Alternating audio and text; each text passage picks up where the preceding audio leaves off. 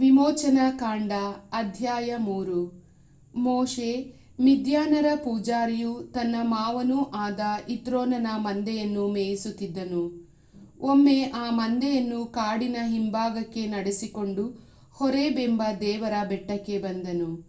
ಅಲ್ಲಿ ಮುಳ್ಳಿನ ಪೊದೆಯೊಂದರ ಒಳಗೆ ಉರಿಯುವ ಬೆಂಕಿಯಲ್ಲಿ ಸರ್ವೇಶ್ವರನ ದೂತನು ಅವನಿಗೆ ಕಾಣಿಸಿಕೊಂಡನು. ಮೋಶೆ ನೋಡಿದನು.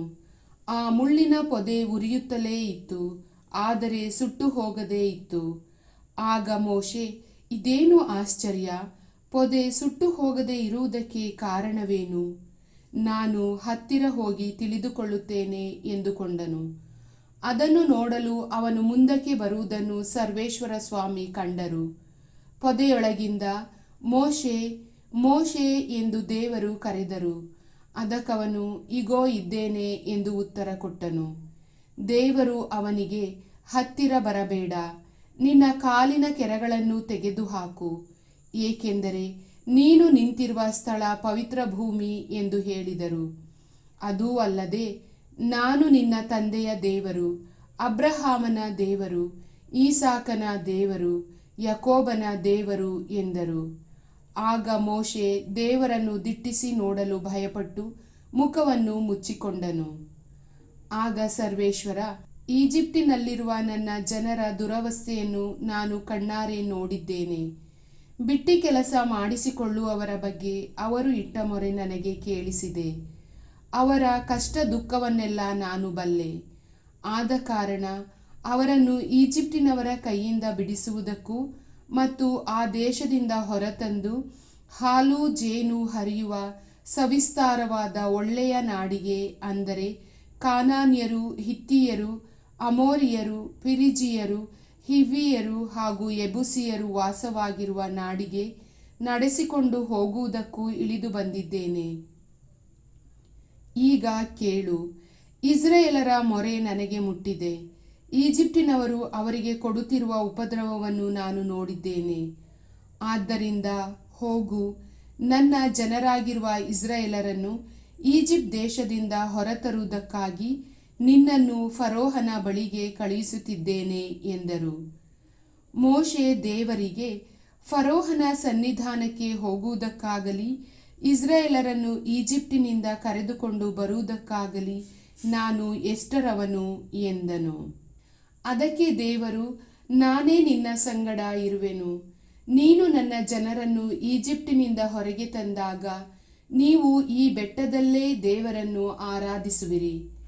ನಿನ್ನನ್ನು ಕಳುಹಿಸಿದವನು ನಾನೇ ಎಂಬುದಕ್ಕೆ ಇದೇ ನಿನಗೆ ಗುರುತಾಗಿ ಇರುವುದು ಎಂದರು. ಮೋಶೆ ದೇವರಿಗೆ, ನಾನು ಇಸ್ರಾಯೇಲರ ಬಳಿಗೆ ಹೋಗಿ ನಿಮ್ಮ ಪೂರ್ವಜರ ದೇವರು ನನ್ನನ್ನು ನಿಮ್ಮ ಬಳಿಗೆ ಕಳುಹಿಸಿದ್ದಾರೆ ಎಂದು ಹೇಳಿದಾಗ ಅವರು ಒಂದು ವೇಳೆ ಆತನ ಹೆಸರೇನು ಎಂದು ನನ್ನನ್ನು ಕೇಳಿದರೆ ನಾನೇನು ಉತ್ತರ ಕೊಡಬೇಕು ಎಂದು ಕೇಳಿದನು. ಆಗ ದೇವರು ಹೀಗೆಂದರು, ಇರುವವನಾಗಿ ಇರುವವನು ನಾನೇ. ನೀನು ಇಸ್ರಾಯೇಲರಿಗೆ, ತಾನಾಗಿ ಇರುವವನು ನನ್ನನ್ನು ನಿಮ್ಮ ಬಳಿಗೆ ಕಳುಹಿಸಿದ್ದಾನೆ ಎಂದು ಹೇಳು.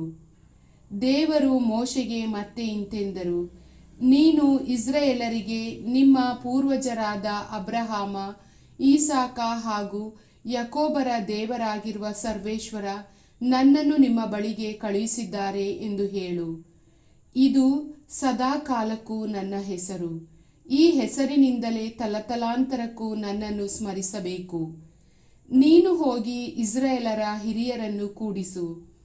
ಅವರಿಗೆ, ನಿಮ್ಮ ಪೂರ್ವಜರ ದೇವರು, ಅಂದರೆ ಅಬ್ರಹಾಮ, ಈಸಾಕ ಹಾಗೂ ಯಾಕೋಬರ ದೇವರು ಆಗಿರುವ ಸರ್ವೇಶ್ವರ ನನಗೆ ದರ್ಶನ ಕೊಟ್ಟು ನಿಮ್ಮ ವಿಷಯದಲ್ಲಿ ಹೀಗೆಂದಿದ್ದಾರೆ, ನಿಮ್ಮನ್ನು ಈಜಿಪ್ಟ್ ದೇಶದಲ್ಲಿ ನಿಮಗೆ ಸಂಭವಿಸಿದ್ದೆಲ್ಲವನ್ನೂ ನಾನು ಕಣ್ಣಾರೆ ಕಂಡು ತಿಳಿದುಕೊಂಡಿದ್ದೇನೆ.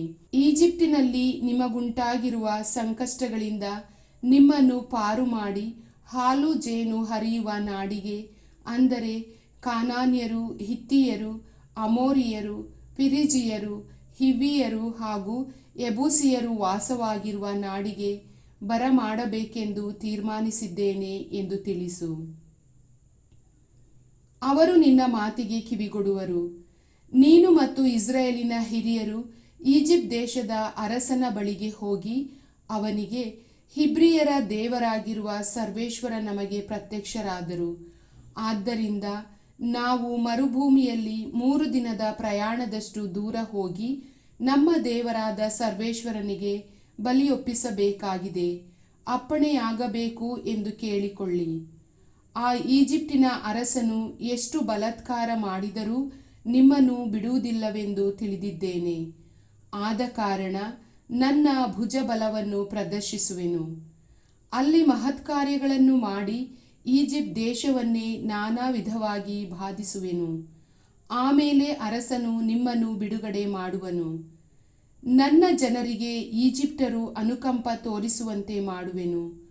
ಆದ್ದರಿಂದ ನೀವು ಅಲ್ಲಿಂದ ಹೊರಡುವಾಗ ಬರಿಗೈಯಲ್ಲಿ ಹೋಗಬೇಕಾಗುವುದಿಲ್ಲ.